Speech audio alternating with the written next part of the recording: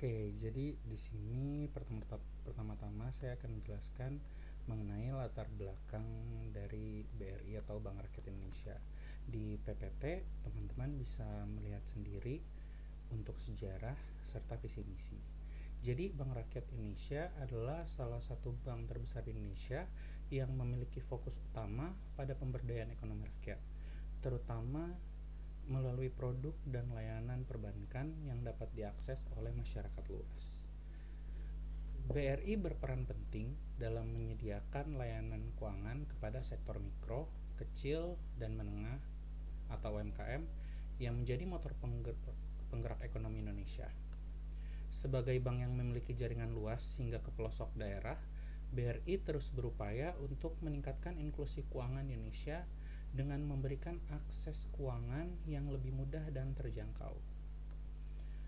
Untuk presentasi kali ini kami akan membahas mengenai masalah transformasi dan digital pada Bank BRI, karena meski telah memiliki jaringan yang luas, salah satu tantangan yang dihadapi BRI adalah bagaimana meningkatkan inklusi keuangan Indonesia yang akan dijelaskan oleh teman saya. Di sini saya akan menjelaskan identifikasi masalah berdasarkan kondisi internal dan eksternal pada studi kasus transformasi digital Bank BRI dalam meningkatkan inklusi keuangan di Indonesia. Yang pertama, kondisi internalnya, yaitu ada kapasitas teknologi dan infrastruktur. Meskipun BRI telah memulai digitalisasi, masih ada tantangan dalam mengelola dan mengintegrasikan infrastruktur teknologi, terutama dalam skala besar. Perluasan layanan berbasis teknologi membutuhkan investasi tinggi untuk membangun infrastruktur yang stabil dan andal. Yang kedua, ada kompetensi sumber daya manusia. Tidak semua karyawan dan agen briling memiliki tingkat literasi digital yang memadai. Proses pelatihan untuk mengadopsi teknologi baru memerlukan waktu dan sumber daya. Yang ketiga, ada efisiensi operasional. Sebelum transformasi, proses manual dalam pemberian layanan kredit dan administrasi membutuhkan waktu lama, menyebabkan keterlambatan dalam pelayanan nasabah. Yang keempat, manajemen perubahan. Mengelola resistensi terhadap perubahan dari karyawan atau agen lama yang mungkin lebih nyaman dengan metode kerja tradisional. Selanjutnya, kondisi eksternal, yaitu yang pertama, ada tingkat literasi digital dan keuangan masyarakat. Sebagian besar masyarakat di pedesaan belum memiliki pemahaman yang cukup tentang penggunaan teknologi digital untuk keuangan. Rendahnya literasi keuangan menyebabkan kurangnya pemanfaatan layanan perbankan formal. Yang kedua, akses geografis. Ada banyak daerah terpencil di Indonesia yang sulit dijangkau karena keterbatasan infrastruktur transportasi dan jaringan internet. Yang ketiga, persaingan dengan fintech.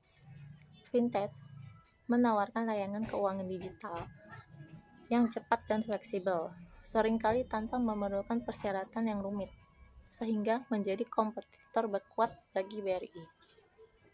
Keempat, regulasi dan kebijakan pemerintah. Bank harus mematuhi regulasi yang ketat terkait keamanan data, perlindungan konsumen, dan inklusi keuangan yang dapat memperlambat implementasi inovasi. Yang kelima dan terakhir, kebiasaan konsumen.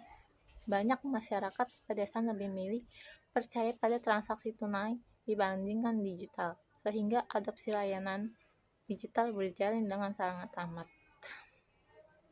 Sekian penjelasan saya mengenai identifikasi masalah terkait kondisi internal dan eksternal pada studi kasus transformasi digital Bank BRI dalam meningkatkan inklusi keuangan di Indonesia. Terima kasih. Strategi yang diambil Bank BRI yaitu BRI menerapkan strategi yang dirancang untuk memanfaatkan kekuatan yang dimilikinya dalam menghadapi berbagai peluang serta mengatasi kelemahan dan ancaman yang dihadapi di pasar yang semakin kompetitif dan terdigitalisasi. Strategi Bank BRI yang pertama adalah pembiayaan UMKM dan kemudahan akses pelayanan kredit. BRI memanfaatkan kekuatan yang dimilikinya seperti jaringan cabang yang luas dan pengalaman dalam melayani UMKM untuk memanfaatkan peluang yang ada seperti tingginya permintaan untuk pembiayaan UMKM. Bank BRI memberikan kemudahan dalam akses kredit untuk mendukung sektor ini yang merupakan bagian besar dari perekonomian Indonesia. Itu yang pertama. Kemudian adalah yang kedua, digitalisasi layanan perbankan. Seperti yang kita tahu, dalam menghadapi ancaman dari persaingan yang semakin ketat di industri perbankan, terutama dengan munculnya fintech, Bank BRI memanfaatkan kekuatan infrastruktur yang dimilikinya untuk membangun sistem digital banking. Hal ini membantu BRI untuk tetap relevan dan kompetitif di pasar yang semakin terdigitalisasi serta memperluas akses layanan keuangan kepada masyarakat. Kemudian yang ketiga, pemetaan sebagai upaya menambah nasabah baru. Mengingat keterbatasan dalam jangkauan beberapa layanan BRI di daerah terpencil, BRI memanfaatkan peluang dengan melakukan pemetaan penduduk untuk menemukan calon nasabah baru, terutama yang belum terjangkau oleh layanan perbankan. Ini membantu BRI dalam memperluas inklusi keuangan dengan menyasar segmen yang lebih luas. Kemudian yang terakhir, strategi Bank BRI adalah menjaga produk dan layanan, menjaga kualitas produk dan layanan. Untuk mengatasi kelemahan internal, misalnya produk yang kurang beragam atau tidak optimal dalam hal persaingan dan ancaman dari kompetitor, BRI berfokus pada peningkatan kualitas produk agar dapat bersaing menembus pasar yang lebih luas. Ini termasuk mengembangkan produk perbankan yang lebih inovatif dan sesuai dengan kebutuhan nasabah terutama di sektor UMKM. Assalamualaikum warahmatullahi wabarakatuh. Perkenalkan, nama saya Yasmin Khadijah Diva Putri. Di sini akan menjelaskan tentang analisis strategi. Untuk analisis strategi yang dilakukan oleh Bank BRI terbagi menjadi 4. Untuk yang pertama, SO atau Strengths and Opportunities adalah fokus pada pembiayaan UMKM dan kemudahan akses pelayanan kredit. Untuk yang kedua, ada Strengths and Threats. Contohnya, membangun sistem digital banking seperti BRIMO. Untuk yang ketiga, ada WO, Weakness and Opportunities. Untuk contohnya, melakukan pemetaan penduduk untuk dijadikan sasaran calon nasabah baru.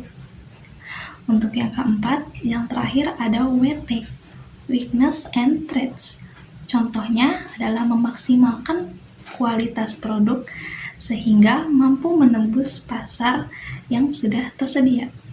Sekian penjelasan dari saya. Oke, lanjut. Sebelumnya perkenalkan, nama saya Nadia Kurnisabila. Di sini saya akan menjelaskan tentang kunci keberhasilan Bank BRI atau bisa disebut dengan key success factor. Itu di sini ada komitmen pada digital. Itu bisa berupa investasi besar dalam infrastruktur IT dan pengembangan aplikasi BRIMO. Kemudian kedua ada fokus pada UMKM. Apa sih fokus pada UMKM? Itu produk dan layanan yang disesuaikan dengan kebutuhan segmen mikro dan UMKM. Ketiga, agen BRI Link, kunci kesuksesan, kunci keberhasilan.